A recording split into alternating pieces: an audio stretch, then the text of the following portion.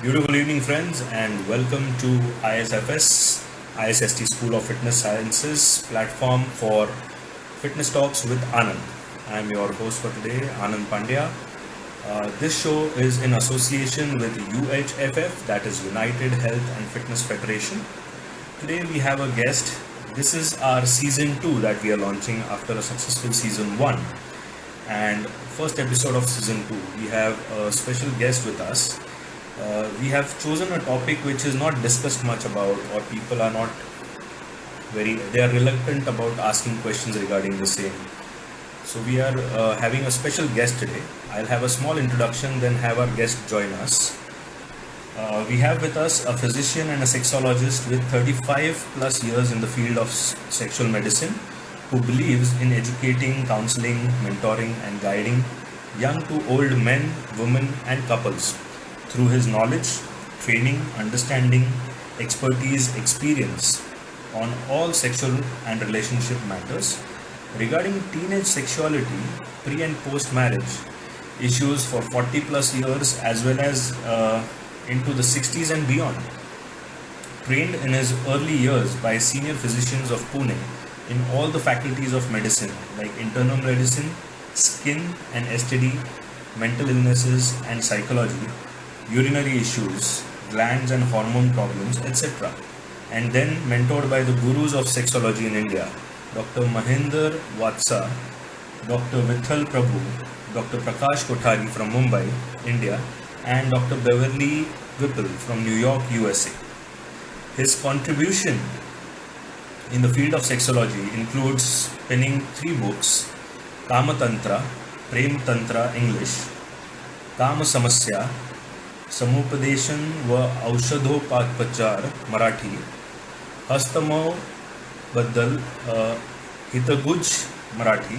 His academic contribution includes designing, conducting and writing a research study, then publishing in an eminent peer-reviewed journal of Elsevier Sciences Archives of Medical Research titled Naltrexone, Induced Augmentation of Sexual Response in Men. This research study was co-authored by Dr. Ellis Ladas, Dr. Berry Komsaruk, Dr. Srirang Godbole, with Dr. Rajendra Sathe being the lead author. For this achievement, he was awarded the Silver Lamp Award by CSEPI, that is Council of Sex Education and Parenthood International. Sathe's orgasm hypothesis and sexual burnout syndrome are also his personal contribution that deal with the role of neurotransmitters in sexual arousal, orgasm, and resolution. Here, his focus is on endomorphins and endocannabinoids. Apologize for the pronunciation. Endocannabinoids and how they contribute in the orgasmic experience of all the persons, and define it on the basis of pure science. In the continuously evolving field of human sexual medicine, his common sense approach in the awareness, mindfulness, education, counseling along the medical advice and treatment by holistic methods that includes diet and exercise offers long-term solution to the common sexual problems. Scientifically, logical and spiritual healthy solutions are offered to everyone who wishes to learn the art and science of sexual loving. At Sathe's clinic or S Clinic, anyone can seek help on the issues concerning relationships or personal sexual issues like masturbation, erectile dysfunction, premature ejaculation, phimosis, paraphimosis, lack of desire, pain and fear of sex act, abuse, LGBT, etc. Dr. Sathe is a fellow of Council of Sex Education and Parenthood International, CSEPI, and member of the Indian Association of Sex Educators, Counselors and Therapists, IASECT. He is also a former member of American Association of Sex Educators, Counselors and Therapists, that is AASECT, and Society for Study of Scientific Sexuality. Wow, he is somebody we are honored to have with us, Dr. Rajendra Sathe. We'll just send across invite Sathe to join us soon. Today we are going to talk about exercise and sexology. So, exercise and sex. Hello, beautiful evening, doctor, and welcome to Fitness Talks with Anand. Yes, good evening, and I'm glad to be with you here today after a long time. We Thank have you been very much. meeting at Talwalkar's Yes, quite regularly, and absolutely. I've been missing visiting the gym since it's been under lockdown since the 23rd of Yes, March. we are missing it too. And for our viewers Yeah, to know, Dr. Thate has been a regular gym goer and exerciser for many years, and regularly exercises. I know morning 5 a.m. he is there every day for his exercise. He plays tennis and is actively involved in a lot of sports and exercise. Doctor, welcome. yes, And today we are going to thank talk you. about exercise and sex. So, my first question to you is, what made you decide that you wanted to become a sexologist? That's a very interesting question. Basically, see what happened was that when I became a doctor way back in the 1980s, early 1980s, I joined my father and joined his practice as a family physician. Right. So that was in the mid 80s, I think, mid 83, 84. And, we had a very busy practice when we had a lot of patients coming to us. And my father was very, very busy in those attitudes, with those patients. But Right. I had a peculiar knack of, wanting to talk to patients and collecting their history, getting to the root of the problem, which usually takes time. Correct. So I used to, there were some patients who wanted to discuss more issues with my father, but then since he didn't have time, he used to tell me that, okay, you go and please talk with him and see what he has to say. Right. So in the early stages, I found that a few people had sexual problems, and there was really no one in Pune whom I could turn to, whom I could, approach and ask for help. So I couldn't refer a patient to too many people. Correct. So then I started reading and understanding all these things. But I'll explain to you one or two cases which really triggered me into going into this kind of practice. Good. One of the patients who came to me, they were a couple where the woman kept telling me that she gets pain during sexual act. And each time after the sexual act, she used to get burning in the vaginal area and then a white discharge and all that. And they had been to 4 or 5 different gynecologists.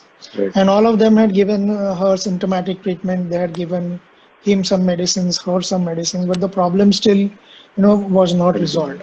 Right. But what happened was that whilst talking, he explained to me that is it because my wife doesn't lubricate in the act of sex, and is that the reason why she could be having this pain? Correct. So I said, but why should she not lubricate? She should get lubrication if you are if you are doing foreplay and all those things. But then he said that what happens is that in our community they remove the clitoris of the woman in childhood. Okay. And this was something new to me because the clitoris is the female analogous organ to the male penis. Correct. And it is the area where the woman gets a maximum stimulation, and unfortunately it is removed in their community. So I tried to sort of find out as to what could be the reason, and then finally when I came to know that this is the reason, then I gave them a simple lubricating gel, and with that their problem was permanently resolved.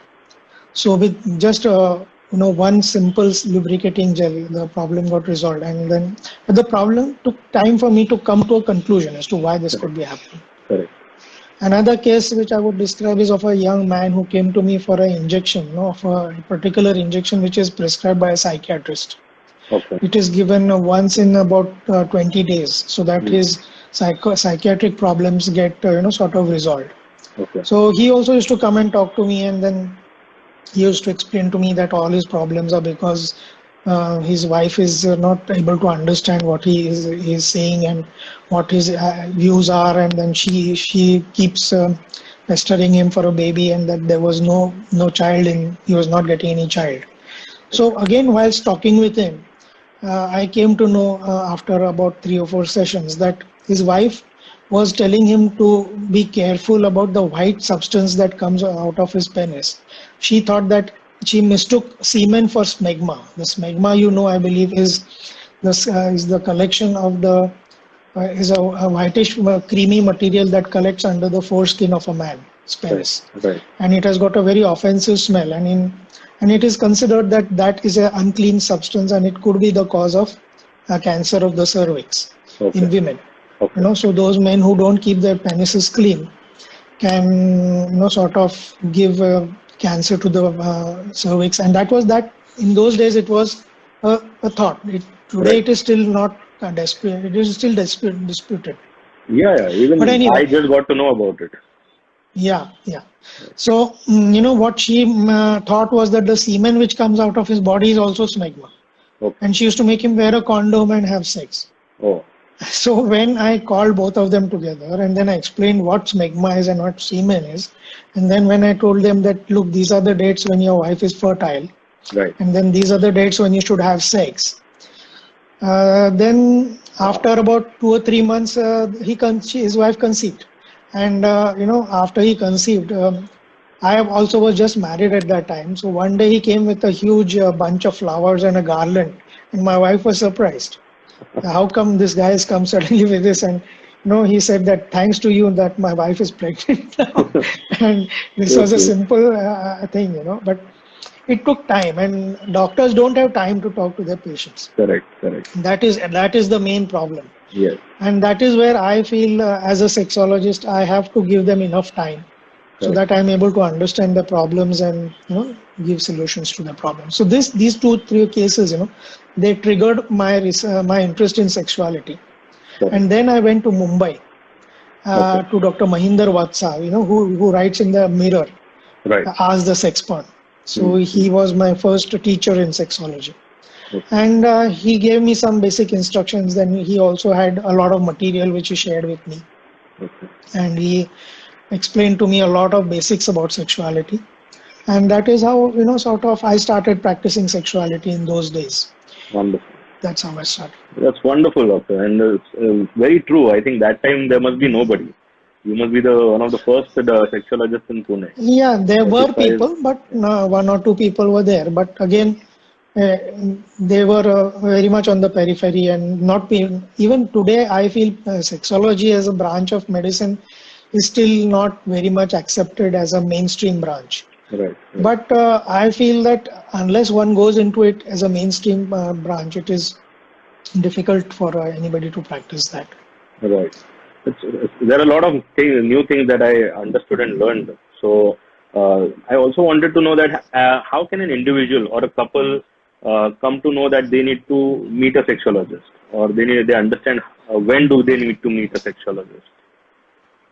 See, basically, like any disease, or any condition of the body where you are feeling uncomfortable about what the situation exists, right, and you want answers to the problems that you are facing, that is the time when you should go and meet a qualified person, a sexologist who is well entrenched and well versed and experienced. That is what I feel, because sexology as a branch is still not taught in the medical colleges. There are people who are skin specialists, who are psychiatrists, who are psychologists, who have even one person is a radiologist who is practicing sexology. So basically, the doctor who is practicing sexology should have tremendous interest in the field of sexual medicine. Right. That is important. He should have a good understanding of all the branches of medicine. So he should be a jack of all trades. Correct. So a sexologist must be a good physician. He must be a good endocrinologist. He must be a good urologist, andrology, as well as cardiology, as well as physical fitness and nephrology. Everything, he should be all rolled into one. So he should be a jack of all trades. Because sexuality encompasses your whole life. Right. It cannot be just sex. You have to understand the root mechanisms of sex in order to have a good sexual relationship with your partner. Very true. So, what should one know about sex health as an individual or the couple? Yeah, see, basically sexual health can be classified into pathological conditions of the body and mental issues. very often in the young days, there are not much pathological issues. Correct. There are mainly mental issues, Right. barring a few conditions. But there are too many. People have questions regarding masturbation. People Right. have questions regarding the size and shape of their penis. Right. People have questions regarding the skin over their penis, whether it's too tight or something which could sort of give any problems. Correct. Then they have questions regarding masturbation. Then they have questions regarding contraception. Correct. Nowadays youngsters are getting sexually active quite early in their life. Right. In our times, usually it was after marriage, but Right. nowadays I can see that women, that's girls and boys, become sexually active in their early teenage, late teenage years. True. And it's good to be knowledgeable in this field so that you can protect yourself against disease, protect yourself against any other questions which come to your mind. There are some people who have got questions regarding their sexual identity, whether they are male, female, intersex, gay. Okay. They have attraction for the same sex, Yeah. and then they are very much confused.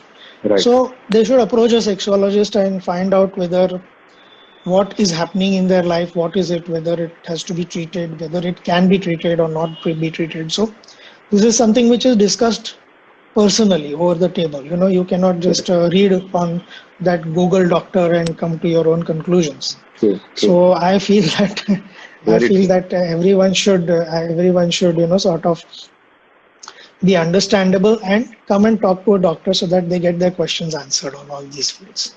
Correct. Very true. And a very good point about the Google doctor. Yeah. Doctor, what is the correlation between regular exercising and sexual life of a person? See, I feel exercise must be a part of your life. Right. There is no substitute for exercise. There's no pill that I can give to any patient or any person who can, sort of bypass exercise. Correct. Personally, I started playing tennis in 1975, and ever since then, I'm continuously playing tennis. Okay. I joined Talwalkars in 1991 True. when you opened the gym. Yeah. So, unfortunately, when I was a youngster, when I was in, say, late school or college, there were not too many gyms, and the gym culture was not there as much entrenched in the society as it is now. So Correct. nowadays, people are very much aware that they have to go to a gym, and there are good instructors, trainers, Yeah. who can teach you what to do, what's right, what's not right. So similarly, in those days, there weren't too many people, and I missed out on the early years of my life in being trained by a proper instructor in a gym. Right. But yet I played tennis, and I am very much into, actually I joined a gym so that my tennis would improve and I would become, So I think Abhimanyu also has said the same thing in your program. Yeah. And he's also an avid tennis player, I know. Yes. I have not met him, but I would like to meet him someday. Sure. And I feel that playfulness is also a part of sexuality. Right. The attitude of a player is always sporting. It is not a crybaby type of an attitude. Correct. So that basically is an issue which can sort of create problems. Right. So I feel that you need to have exercise as a part of your daily routine, and it has to be everything. I tell people that they must do gym exercises, weight training 3 days in a week, Right. then endurance training 3 days in a week. Yeah. If possible, do yoga Correct. twice a week, True. and play games. Please. The playful attitude, it comes to you only through playing games. So, Lovely. and that is an ideal way of doing things. Superb. So, how does age affect a person's sex life, and can regular exercise improve it? Yes, age is a very important factor in the life of a person, sexual life of a person. Actually, around the age of 14 or 15, when a boy becomes a man or a girl becomes a woman, that is the time when the sexual drive is at its maximum. And that is the time when your erections are also at your maximum. That is because of the tremendous testosterone surge in your body. Right. the till the age of say 12 or 13, a boy is typically playing with his with kids his own age, usually Right. boys his own age, and then suddenly around the age of 14 and 15 he starts developing interest in the opposite sex. Right. That is because the testes secrete the hormone testosterone, Hmm. and then you get all the secondary sexual characters like facial hair, body hair, pubic hair. Correct. Your voice breaks, Yeah. and most importantly, you start developing interest in the opposite sex Hmm. Correct. for sexual activity. So Right. you realize that you are getting erections, you realize that you are getting ejaculation or after stimulation. Some boys who do not masturbate, sometimes they also get nocturnal discharges and all those, and that can become a big source of worry for a large number of people. Correct. So this is something which, if required, has to be addressed properly. Right. Right. So even at that age, when there is this confusion, it's important to meet a sexologist. Yes, absolutely. Because if that is going to spoil your mental health, Right. I have seen some men, I have had people who have also told me that they were thinking of committing suicide because of nocturnal emissions and because of wet dreams and because of all these things. See, the issue is that there is too many people who have been anti-masturbatory attitudes. Correct. So, and most of these people are sort of all the sadhus and all typically people who are from the religious background. Right. And this has not been just in India, but actually the Indian people have picked it up from the European people. Okay. Basically there is one particular book called Onanism, where it is about Onan, who was described in the Bible, who sort of used to masturbate, and then the god of the Jews killed him for that. Okay. That's a big story. I'll discuss it with you some other day. But Right. since then, since the 16th or the 17th centuries, Hmm. there has been a lot of anti-masturbatory attitude in our culture and in our society. Right. Right. So, in fact, if you don't know, I would like to tell you that Kellogg's cornflakes Hmm. were introduced as an anti-masturbatory food by Dr. John Kellogg. Okay. That he used to say that when you masturbate at night, you get up early in the morning and you eat Kellogg's cornflakes, and then you become strong and the bad effects of masturbation wear out. So that is how they marketed Kellogg cornflakes, and that is how now it has become a #1 selling brand of cornflakes. Yes. Absolutely. This is Such an amazing wonderful story, thing. right? Yes. And I was not aware of that, and that's something new. Will regular exercise make you more confident in your sex life? And before you answer that, I would like our viewers to, if anybody has any questions they want to ask Dr. Sathe, please start typing your questions and we'll come to your questions. Also, we are going to have this entire season with Dr. Sathe, where we'll address different topics related to sexology. So if you are not comfortable putting those questions here, you can send them to me on my personal message, or also write them directly to Dr. Sathe. We'll share Dr. Sathe's contact number, his clinic, and all the details with you, so you can directly connect with him too. Yes, Dr. Sathe, we'll go ahead. So regular exercise makes you more confident. So that is what the next part of the answer was that as you become older, your testosterone levels start dropping, and when they start dropping, then your erections will start getting weaker. Your desire may start getting weaker. That happens around the age of between 35 to 45. Right. Some people experience it around 40. So we call it andropause. And what I have found out is that those people who are couch potatoes, who don't exercise, who don't do any activity, they are the first victims.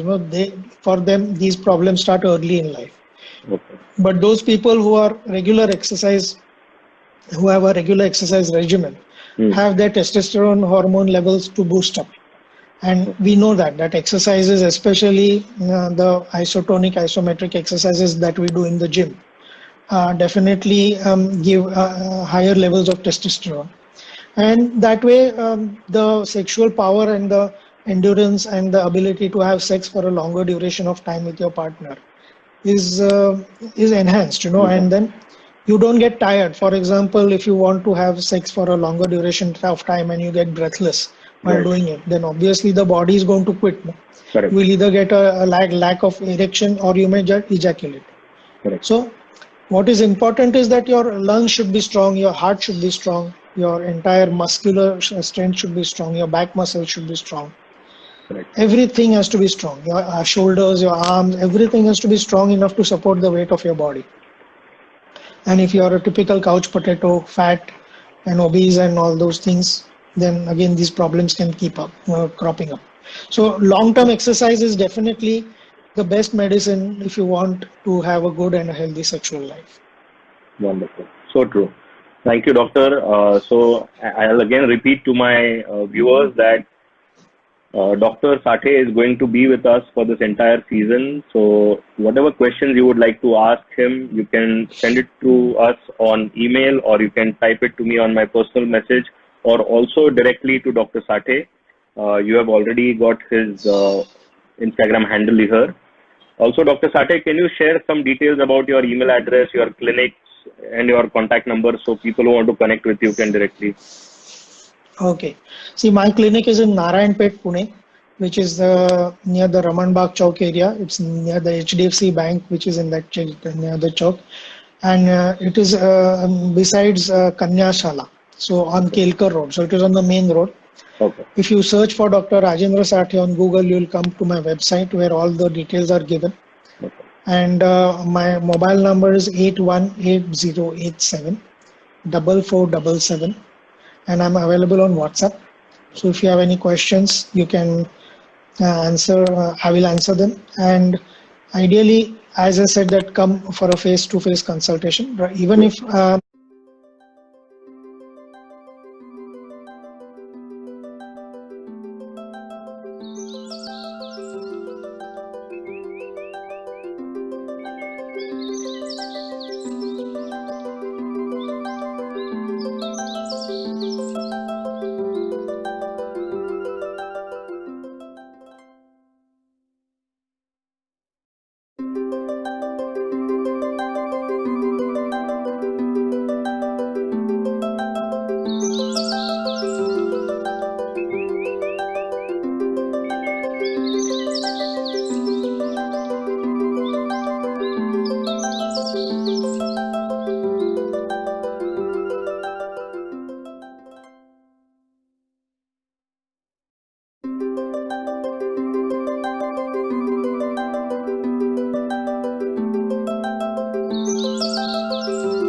Yeah, privately, directly to you preferably. So friends, Yeah. please open up and ask your questions directly to Dr. Sathe, or write them to us, and we'll ask those questions in the coming episodes with Dr. Rajendra Sathe on exercise and sexology. So Doctor, thank you very much for coming over and talking to us on this very critical issue and very Okay. important point. So thank you very much, and we'll see you in the next episode. Thank you. Thank you. Sure. We'll see again. Yeah. Pleasure having you, Okay. Doctor. Thank you. Good day. Okay. Bye. Bye. Friends, We'll also have this put up on our YouTube channel, so you can search Fitness Talks with Anand or ISFS, and you will find these videos and this season also, along with the previous seasons, on our YouTube channel. And a lot of questions might come up into your mind, so feel free to ask those questions, increase your knowledge. Yes, Google is the source, but asking Dr. Sathe himself is a wonderful opportunity here. So please do write to us or to Dr. Sathe directly, and we'll have your questions answered. The question you might ask would also be there in other hundreds and thousands of people's minds, so you might clear their doubts too. So it's really a pleasure having Dr. Sathe with us, and I'll see you in the next episode of Fitness Talks with Anand on the platform of ISFS, ISST School of Fitness Sciences, in association with UHFF, United Health and Fitness Federation. Good day, guys. Be safe.